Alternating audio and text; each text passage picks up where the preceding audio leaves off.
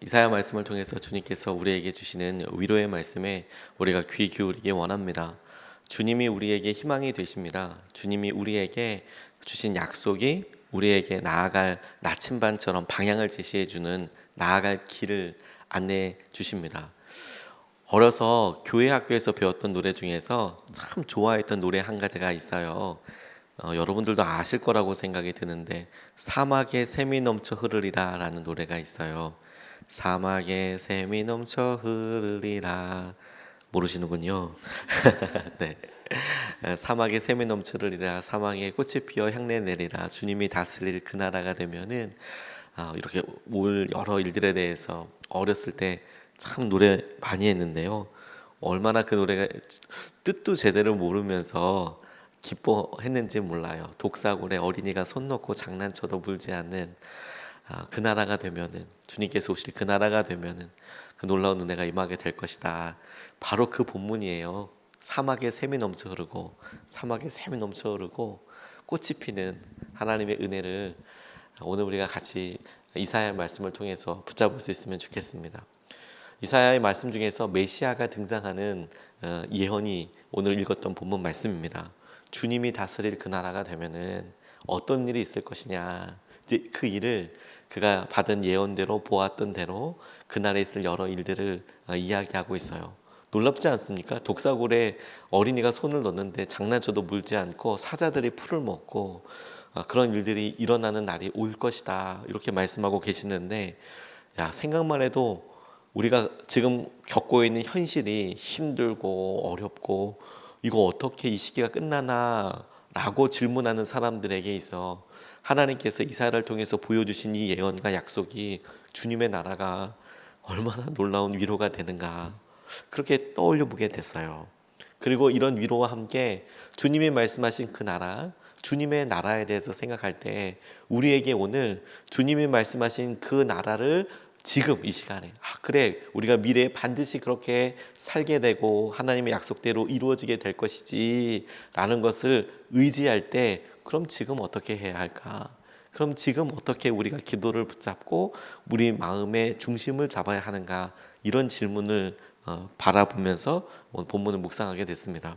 첫 번째로 같이 우리가 기도하고 오늘 본문을 통해서 같이 의지하고 싶은 것은 주님을 경외하는 것과 관련된 것입니다. 주님께서 말씀하실 그 주님 메시아가 이 땅에 오면 주님을 하시는데, 그 주님을 경외하는 것에 따라서 우리가 확인할 수 있는 증거랄까요? 주님을 경외하는 것이 보내주신 메시아를 통해서 어떻게 실제가 되는가 하는 것에 주목하게 됐어요. 오늘 1절서부터 3절까지 말씀을 보면, 이새의 줄기에서 한 싹이 나며 그 뿌리에서 한 가지가 자라서 열매를 맺는다. 주님의 영이 그에게 내려오신다. 지혜와 총명의 영, 모략과 권능의 영, 지식과 주님을 경외하게 하는 영이 그에게 내려오시니 그는 주님을 경외하는 것을 즐거움으로 삼는다. 그는 눈에 보이는 대로만 재판하지 않으며 귀에 들리는 대로만 판결하지 않는다. 이렇게 말씀하고 계세요. 어려움의 때에 그 어려움을 같이 공감하고 조금이라도 힘 있는 사람이 나누어주고 함께하면 얼마나 좋을까요?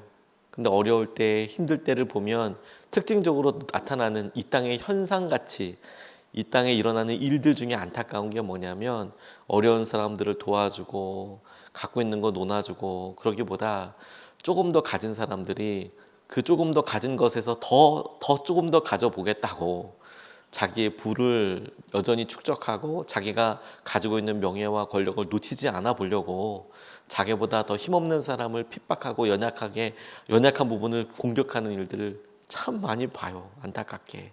이미 충분히 힘을 가지고 있으면서, 이미 충분히 재산을 가지고 있으면서 그거 놓치지 않으려고 하는 사람들이 의외로 많더라고요. 그런데 주님께서 약속하실 그 나라, 그 나라를 위하여 예비하신, 약속하시고 예언하신 메시아가 이 땅에 오면 그분께서 공평과 정의로 이 땅을 다스릴 때 어떤 일이 있으냐 보니까 그분에게 성령이, 영이 임하는데, 그 영이 우리에게 지혜와 총명과 모략과 권능과 주님을 경외하도록 하는 영이 메시아에게 있는 것을 보게 될 거예요. 주님이 약속하신 그분, 이 땅에 자유함과 평안과 왕으로 오실 그분이 오면 그에게 임할 영이 그런 지혜와 총명과 그런 영으로 임하셔서 하나님을, 주님을 경외하게 하실 것이다. 주님을 경외하는 영이 임할 것이다. 이렇게 말씀하고 계세요. 이사야가 예수님에 대한 비전과 이 땅에 오실 메시아에 대한 예언을 보았지만 실제로 이 예언이 이루어질 때, 예수님을 통하여서 성취될 때 그 모습들을 우리가 알고 있는 것만큼은 알지 못했을 거예요. 그게 그 어려운 시기에 예수님을 통하여서 로마 시대에 그렇게 이루어졌겠구나. 그는 상상으로, 환상으로만 보았지 그걸 역사적으로 지나고 난 다음에 이사야가 그렇게 말씀하고 기다렸던 사람이 예수님이구나. 이거 아마 우리보다도 못 느꼈을 거예요. 몰랐을 거예요. 그러니 우리에게는 큰 은혜와 감사이죠. 그리고 주목해 보니까요, 주님께서 약속하신 대로 우리에게 보여지는 열매 결과가 예수님이신데, 그런데 그분에게 있는 특징 하나에 주목하게 됐어요. 주님을 경외하는데 그 주님을 경외하는 것에서 즐거움을 찾는데요. 영이 임해서 지혜와 총명과 모략과 주님을 경외하게 하도록 그렇게 하시겠다. 그렇구나. 그것이 예수님 메시아의 가장 중요한 어떤 표징이 되겠구나. 이렇게 보았는데 그분의 행동에서 보여지는 것을 보니까 주님을 경외하는 것이 즐거워하시는 거예요. 당연하게 생각하는 거예요. 주님을 경외하는 것에 대해서 중요하다라고 이야기하고 계시는 거죠. 저희에게도 이것이 되게 중요한 기준이 되겠다고 싶어요. 우리가 그날에 메시아가 이 땅에 오셔서 회복할 그날에, 그리고 주님께서 다시 오시겠다고 약속하신 그날에 우리의 모습을 생각해 보면 우리에게 성령이 이미 임하여 차이나게 있는 특징이 뭐냐면 주님을 경외하는 것이 우리에게도 즐거움이 되겠구나. 그럼 여러분, 주님을 경외하는 것이 무엇일까? 어떻게 행동을 하는 것일까? 이렇게 질문해 볼 수 있게 되지 않겠습니까? 성경에 친구다, 하나님의 친구다라고 이야기한 사람이 여러 의미를 따져보면 대략 3명이 있어요. 제일 유명한 사람은 아브라함이 있습니다. 하나님께서 직접 내 친구다, 아브라함 내 친구다, 이렇게 이야기하셨어요. 직접 이야기하지는 않았지만 모세도 그와 비슷합니다. 그가 하나님을 대면에서 봤다고 이야기하고 있어요. 하나님께 이야기하고 하나님께서 그에게 직접 말씀하시고 대면에서 보았다. 친구처럼 그렇게 지냈다. 친구라는 말은 등장하지는 않습니다만 의미를 따져보면 모세도 그와 같은 삶을 살았다라고 짐작해 볼 수 있어요. 그가 죽은 다음에 하나님께서 직접 그가 나를 대면해서 알았고 내가 그에게 직접 나타나서 말했고, 이런 부분을 보고요. 신약에도 한 명 있습니다. 예수님께서 직접 나사로는 내 친구다 이렇게 이야기하세요. 너희는 나의 친구다. 제자들에게 이렇게 언급하는 때는 누구에게 지칭해서 친구다라고 이야기하는 것이 아니라 친구가 목숨을 위해서, 친구가 또 다른 친구를 위해서 목숨을 버리면 그와 같은 사람이 누가 있겠느냐, 이렇게 설명하는 부분이 있지만 사람을 딱 지칭하고 나의 친구다 혹은 친구 같다라고 이야기한 사람은 3사람밖에 없습니다. 그런데 특징 한 가지가 있어요. 하나님께서는 아브라함이나 모세나 또 예수님을 통해서 나사로를 친구라라고 이야기하셨잖아요. 그런데 아브라함은 하나님이 아브라함 대하는 것처럼 그렇게 편하게 대하지 않았습니다. 실제로 하나님께서 너는 내 친구다라고 이야기하시면서 나타나셨을 때, 영광을 내셨을 때 아브라함은 두려워 떨었어요. 아브라함은 더 하나님을 두려워했습니다. 그분의 약속을 더 붙잡게 됐어요. 그분의 말이 더 신뢰할 수 있게 되었고 그분께서 하신 계획에 대해서 더 굳건히 붙잡을 수 있었어요. 우리는 하나님 우리 친구라고 떠올리는 게 뭐냐면 편한 분, 편하니까 조금 우리의 마음을 다 아니까 우리의 친밀한 친구 생각하듯이 편하게 대해도 되고 내 형편 알잖아 이렇게 조금 얘기하고 어느 정도 웃소리도 통하고 이렇게 잘못 생각해요. 친밀하다라는 중심을 우리 본의대로 생각을 해요. 근데 실제로 성경 말씀에 보면 하나님께서 친구라고 이야기하지만 아브라함은 단 한 번도 하나님을 우리가 대하는 것처럼 그렇게 친밀히 그렇게 생각하지 않았습니다. 하나님을 두려워했어요.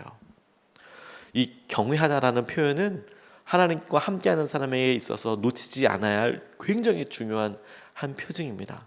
이것을 명신교회를 다니는 김길 목사님이라는 분이 주님을 경외하는 것에 대해서 이렇게 설명하셨더라고요. 하나님을 경외한다는 것, 이것은 딱 한마디로 말해서 성경 말씀에는 하나님을 경외하는 것은 죄를 미워하는 것이다 이렇게 나와 있는데요, 그걸 이렇게 풀어서 쓰신 것 같아요. 하나님을 경외함은 죄에 대한 태도의 기준을 하나님께 두는 것이다. 이게 무슨 말이냐, 내게 얼마나 도움이 되는지 효과적인지 따지지 않고 하나님이 싫어하시는 죄를 나도 동일하게 싫어하기로 결정하는 것이다. 죄에 대한 하나님의 뜻을 존중하는 것이 바로 하나님을 경외하는 것이다. 하나님이 미워하시는 것을 나도 미워하고, 하나님이 악이다라고 이야기하는 것을 나도 악으로 생각하고 함께하는 것, 그게 하나님을 경외하는 것이다 이렇게 설명하셨는데 저는 너무너무 공감이 갔습니다. 그리고 예수님을 통하여서 주님께서 말씀하실 그때가 되어 예수님을 통하여 드러난 행동들을 보면 당시에 모든 사람들이 성전에선 이렇게 해도 돼, 이 정도는 다 있잖아. 예수님이 보시기에는 그 성전 안에서 물건 파는 거 엎어서라도 바로 잡고 싶을 만큼 그렇게 안타까운 일이었고, 어렵고 힘든 사람들, 그들을 힘들게 하는 바리새파 사람들이나 종교 지도자들에게 대놓고 독사의 자식들이라고 그렇게 지적하고 화를 낼 정도로 예수님은 그것을 당연하게 여기지 않으셨어요. 하나님이 싫어하시는 것, 하나님이 죄라고 규정하시는 것, 그거와 똑같은 마음을 갖는 것이다. 그리고 그것이 우리에게 즐거움이 되도록 그렇게 기도해야겠다는 생각이 들었어요. 그 하나님을 경외하게 우리 하여 주시고, 하나님 그 일이 우리 가운데 주님께서 하시는 놀라운 은혜와 주님을 경외하는 것에서 오는 놀라운 능력을 우리가 경험하게 하여 주십시오. 그게 주님이 함께 하시는 것에 대한 놀라운 확신을 누리게 하는 통로가 될 거예요. 두 번째로 붙잡게 된 것은 주님을 아는 지식으로 충만하게 되는 것입니다. 주님 이 땅에 주님을 아는 지식으로, 주님을 아는 것으로 충만하게 해주십시오. 9절 말씀을 보면 나의 거룩한 산 모든 곳에서 서로 해치거나 파괴하는 일이 없다. 물이 바다를 채우듯 주님을 아는 지식이 땅에 가득하기 때문이다. 이렇게 설명합니다. 주님이 오셔서 다스릴 그날이 오게 될 거고, 그 주님이 다스리게 될 때 공평과 정의로 다스리실 것이고, 그렇게 다스리실 때 독사들도 사자들도 서로 싸우지 않게 되고, 나라와 나라들도 평화하게 되고, 그렇게 평화하게 되는 이유가 무엇이냐? 9절 말씀에 물이 바다를 다 채우듯, 물이 바다 덮음같이 여호와를 인정하는 것이 온 세상에 가득하게 될 것이다. 이 개정판에는 그렇게 나와 있지 않습니까? 모든 사람들이 물이 바다를 덮음같이 여호와를 아는 것으로 다 충만하게 되는 때가 오게 될 거야. 누구를 통해서? 예수님을 통해서, 메시아를 통해서. 그게 너무너무 당연한 날이 오게 될 거야. 이렇게 말씀하시는 거예요. 주님이 이 땅을 다스리시는 것, 그분이 약속하신 것, 그분의 약속을 통해서 우리에게 이루어질 것에 대한 믿음이, 확신이 모든 사람들에게 당연하게 여겨져서, 주님 그렇게 다스리시잖아, 주님 그렇게 약속하셨잖아, 그러니까 싸울 이유도 없어지고 우리 마음속에 있는 것들을 온전히 바라볼 수 있게 되는 날이 올 것이다. 생각만 해도 너무 놀랍지 않습니까? 그런데 여러분, 우리가 믿음의 눈으로 이것을 봐야겠다는 생각이 들었어요. 주님이 말씀하신 대로, 하나님께서 말씀하신 대로 메시아 예수님께서 이 땅에 오셨잖아요. 그리고 그분께서 이 땅에서 보여주신 일과 다시 하신 약속을 보아 주님께서 이 땅에 다시 오시겠다고 약속하시며 지금 기다리고 있는 거 아니겠습니까? 그리고 보니까 맞아, 말씀이 주님이 오시는 것으로 우리가 한번 이것이 성취되었구나, 그리고 주님께서 다시 오신다는 것을 통해서 여전히 우리가 기다리고 있구나, 한번 성취되고 그리고 다시 기다리고 있는 이 사회를 보내면서 우리가 믿음으로, 그래 그때가 되면 말씀이 이루어졌던 것을 통해서 우리가 알 수 있는 것처럼, 그래 반드시 이루어질 그때가 되면 그런 세상이 될 것인데, 우리가 믿음으로 그렇게 이루어질 것을 오늘 살아야겠다. 하나님께서 하신 은혜를 누리도록 그것을 오늘 살아야겠다. 학자들이 혹은 여러분 우리 신문들이 논의할 때 이렇게 이야기한다고 생각해 보세요. 이게 여러분들 마음속에 도전이 되나? 우리 미래의 에너지를 고민해 봅시다. 미래에 있을 에너지를 고민해 봅시다. 무슨 에너지인가 싶지만, 근데 이 학자들이 미래의 에너지를 다 우리가 확충하기 위해서 석탄 탄광을 만들어야 합니다. 다시 광산을 만들어서 땅을 파야 합니다. 그렇게 지금 이 시대에 이야기한다면 여러분은 어떻게 생각하시겠어요? 이상한 거 아니야? 왜 탄광을 다시 만들어? 오히려 지금은 미래 에너지를 생각하며 뭐 태양광을 어떻게 쓸지, 수소 에너지를 어떻게 쓸지, 이렇게 보통 접근하는 게 맞잖아요. 미래의 어떤 것. 지금 석탄 에너지를 쓰겠다는 것은 다시 과거로 돌아가겠다는 건가? 환경 오염을 어떻게 하겠다는 건가? 여러 생각들이 많죠. 우리의 믿음도 가만히 보면 미래지향적인 거냐, 과거에 묻혀서 사냐. 주님께서 우리에게 말씀으로 구원하여 주시고 이끌어 주셨어요. 근데 우리가 과거에 석탄 파던 그런 시대의 것을 돌이켜서 그래 그렇게 살 거야 이렇게 생각하는 게 지혜로운 게 아니라, 미래에 이런 일이 반드시 일어날 거야. 미래에는 아주 정결하고 깨끗하고 그런 게 중심이 될 거야. 에너지도 사회도 산업도 그렇게 예측하고 그 시대를 앞당겨서 살거든요. 지금 미래에 일어날 일을 앞당겨서 고민하거든요. 그리고 미래에 있을 일들을 지금 연구하고 살아내려고 그렇게 노력하거든요. 믿음도 똑같지 않겠습니까? 그래 우리가 주님께서 하실 약속들을 기다리고 있지. 그런데 그 약속이 성취될 때 어떤 일이 있을 건가 보니까 와, 그게 너무 그립고 너무 기대되고 하지요. 하나님의 법으로 다스려지고 모든 사람들이 하나님을 다 아는 날에 오게 될 거래요. 그걸 우리가 믿음으로 지금 취한다고요. 주님, 그게 우리 삶에서 지금 이루어지게 해주십시오. 우리가 그 믿음으로 지금을 살게 해주십시오. 그 믿음을 지금 누리게 해 주십시오. 그게 놀라운 은혜이고 기쁨이고 도전이겠다고 생각하게 됐어요. 그걸 오늘 살아가는 거예요. 오늘 살아가는 거예요. 나중에 다 하나님께서 하실 은혜들, 이런 때가 오겠다고 얘기하셨을 때 그때를 위하여 믿음으로 미리 준비되고 하나님께서 하시는 것을 보게 될 것이다. 왜? 주님의 약속, 주님이 우리와 함께 하시는 것으로 인하여 주님이 미워하시는 죄, 주님이 회복하시는 세상, 이것은 우리에게 어느 때든지 어느 사람에게든지 정말 중요한 기준이 될 거예요. 조금 오래된 일이긴 하지만 스코틀랜드의 의학 박사였던 알렉산더 플레밍, 페니실린 발견했던 사람입니다. 1928년에 곰팡이 속에서 박테리아 죽이는 페니실린을 발견했습니다. 이거 발견한 것 때문에 많은 사람들이 살았어요. 폐렴이나 또 여러 병에 걸렸던 사람들이 이 페니실린 통해서 이렇게 약을 써볼 수 있게 됐고, 그리고 정말 막대하게 많은 사람들이 살았다고 합니다. 뭐 대표적인 사람이 처칠이 폐렴 걸려서 죽어가고 있었는데, 당시는 폐렴만 해도 도저히 고칠 수 없는 병이었거든요. 그런데 페니실린 그 약을 쓰는 것을 통해서 처칠도 살았고요. 당시에 전쟁으로 인해서 죽어가던 많은 사람들이 페니실린 때문에 정말 많이 살았답니다. 그래서 그것으로 인해서 1943년에 이 알렉산더 플레밍이라는 분이 노벨상을 받습니다. 많은 사람을 살렸다는 것을 인정해서.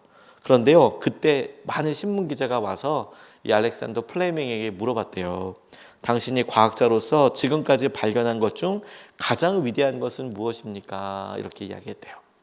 이렇게 이야기한 의도는 뭐냐면, 벌써 한 20여 년 전에, 한 15년 전에 이 플레밍이 우연히 페니실린 발견했고, 한 15년 후에, 20년 후에 이걸 때문에 노벨상을 받으니까 혹시 당신 생각에는 이 세상에 만든 발견한 것 중에서, 당신이 발견한 것 중에서 가장 뛰어난 것이 무엇입니까? 라고 물었을 때 내가 발견한 페니실린이죠, 이렇게 대답하거나, 아니면 그 사이에 한 15년, 20년 동안 사실은 내가 또 다른 것을 발견했다고, 뭐 이런 것을 듣고 싶어서 물어본 질문이었대요. 그런데 이 알렉산더 플레밍이 대답하기를, 제가 죄인이라는 것과 제 모든 죄를 예수님의 십자가 보혈로 용서받고 구원받았다는 것이 제가 이때껏 발견한 것 중에서 제일 놀라운 발견입니다. 이렇게 공개적으로 이야기했다는 거예요. 제가 죄인이라는 것과 제 모든 죄를 예수님의 십자가 보혈로 용서받고 구원받았다는 것이 제가 지금까지 했던 발견 중에서 가장 놀랍고 가장 놀라운 은혜가 될 것입니다. 많은 사람들이 보고 있는 자리, 하나님께서 그런 사람들을 드러내시고 이끌어 가시는 것을 보니까 주님이 무엇을 싫어하시는지, 주님이 무엇을 죄라고 여기시는지, 주님이 우리에게 어떤 것을 회복시켜 주셨는지, 그것이 되게 중요하더라고요. 그리고요, 이제 모든 사람들이 물이 바다 덮음 같이 하나님의 은혜가 다스려지고 하나님이 하시는 일이 모든 사람들에게 드러나는 일들이 한 사람 한 사람의 고백을 통해서 우리에게 보여지게 될 거예요. 우리가 그 시대를 살아가는 겁니다. 그게 우리에게 주어진 믿음의 동기이고 도전이라고 저는 붙잡게 되었어요. 그리고 그렇게 살아가는 사람을 하나님께서 보호해 주시고 위로해 주세요. 우리가 주님을 경외하면 경외할수록, 주님을 두려워하면 두려워할수록 다른 것을 두려워할 필요가 없어집니다. 하나님만 두려워하고 살면 되거든요. 우리가 하나님만 두려워하고 살면 이 세상에 아무것도 우리를 두렵게 하지 않을 거예요. 그것이 우리에게 위로가 됩니다. 우리가 지금 두려워하는 우리의 재정과 우리의 육신과 우리의 관계가 하나님을 두려워하는 사람에게, 하나님만 무서워 떠는 사람 앞에는 하나도 무서운 일이 되지 않을 거예요. 그런 거 아무것도 아니거든요. 하나님이 지켜주시니까. 오늘 두 가지 말씀을 같이 나눴어요. 주님을 경외하는 것과 관련된 겁니다.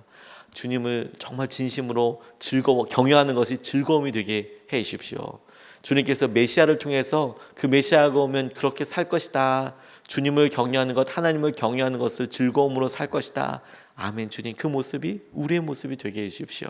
두 번째, 주님께서 우리에게 여러 약속하여 주신 대로 주님을 아는 것으로 물이 바다 덮음 같이 충만하게 될 것이다. 아멘. 이런 세상이 반드시 올 텐데 우리가 그 믿음으로 오늘을 살게 해 주십시오. 주님의 영광을 전하는 통로로, 그리고 반드시 그렇게 될 거기 때문에 주님을 두려워하는 마음, 주님만 경외하는 마음으로 오늘을 살게 해 주십시오. 그렇게 기도할 수 있으면 좋겠습니다. 두 번 나눠서 같이 기도하겠습니다.